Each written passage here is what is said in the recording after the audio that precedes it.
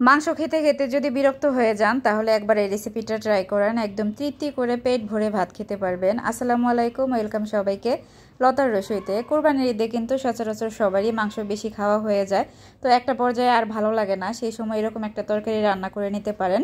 তো চলুন শুরু করছি। আমি প্রথমে একটা প্যানে পরিমাণ মতো সয়াবিন তেল দিয়ে ওখানে পেঁয়াজ এবং কাঁচামরিচ কুচি দিয়ে লবণ দিয়ে একটু ভেজে নিয়েছি। মোটামুটি হালকা লাল হয়ে যাওয়ার পর্যায়ে এখানে আমি দিয়ে দিলাম চিংড়ি মাছ। চিংড়ি মাছের খোসাগুলো আমি ভালো করে ধুয়ে পরিষ্কার করে নিয়েছি। আপনারা চাইলে ছোট চিংড়ি, বড় চিংড়ি যে কোনোটা দিয়ে দিলেই হবে। এখন চিংড়িটাকে খুব সুন্দর করে ভেজে নিয়েছি, চিংড়ির রঙটা চেঞ্জ হয়ে গিয়েছে। এই পর্যায়ে আমি মশলা অ্যাড করব। চিংড়ি খুব বেশিক্ষণ ভাজবেন না, তাহলে রাবারি হয়ে যাবে। এখন আমি দিয়ে দিচ্ছি 1 চা চামচ পরিমাণ আদা বাটা, এবং এখানে রয়েছে দেশি যে রসুন পাওয়া যায় ওখান থেকে পুরো একটা রসুন নিয়ে আমি একটু ছেঁচে দিয়েছি, একদম মিহি করে কিন্তু বেটে দেই নেই। এখন এটাকে ভালোভাবে কিছুক্ষণ ভেজে নিব, এতে করে রসুনের স্ট্রং ফ্লেভারটা চলে যাবে।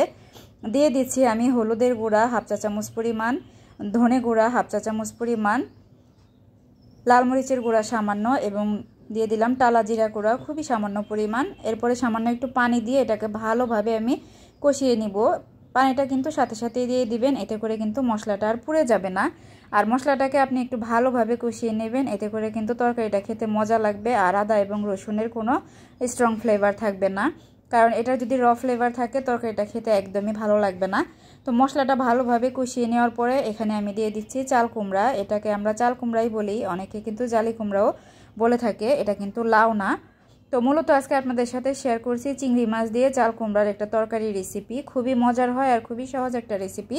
তো মশলার সাথে ভালোভাবে মিশিয়ে নিয়ে নেড়ে চেড়ে আমি ঢাকনা দিয়ে ঢেকে অপেক্ষা করব 5-7 মিনিটের জন্য। 5-7 মিনিট পরে আবারও এটাকে আমি নাড়াচাড়া করে দিচ্ছি। আর এই পর্যায়ে কিন্তু মিডিয়াম ফ্লেমে আছে চুলার আঁচটা। আমি এখনই কোনো পানি অ্যাড করব না, কারণ এটা থেকে কিন্তু আস্তে আস্তে পানি রিলিজ হবে। তো এই যে আবারও ঢাকনা খুলে নিয়েছি, আর এটা থেকে কিন্তু বেশ অনেকটা পানি রিলিজ হয়েছে। আর এই পানিতে এটাকে ভালোভাবে আমি কষিয়ে নিব।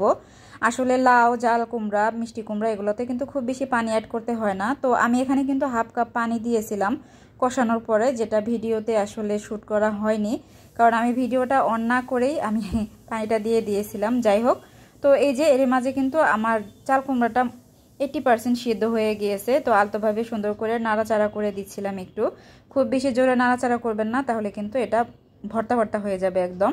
তো নামানোর আগ মুহূর্তে আমি এখানে বেশি করে ফ্রেশ ধনেপাতা দিয়ে দিচ্ছি। এই তরকারিটাতে ধনেপাতা বেশি করে দিলে অনেক বেশি মজা লাগে। এখন আমি ঢাকনাটা দিয়ে চুলার উপরে রেখে দিব 10 মিনিটের জন্য। আর চুলাটা কিন্তু এই পর্যায়ে অফ করে দিব। ঝোলটা আপনারা কীরকম রাখতে চান সেটা আপনাদের উপর ডিপেন্ড করে, তবে আমি মাখা মাখা ঝোলটা রেখেছি। আর এই যে তরকারির ফাইনাল লুক। রেসিপি ভালো লাগে পেজটাকে ফলো দিয়ে দিবেন। আল্লাহ হাফেজ।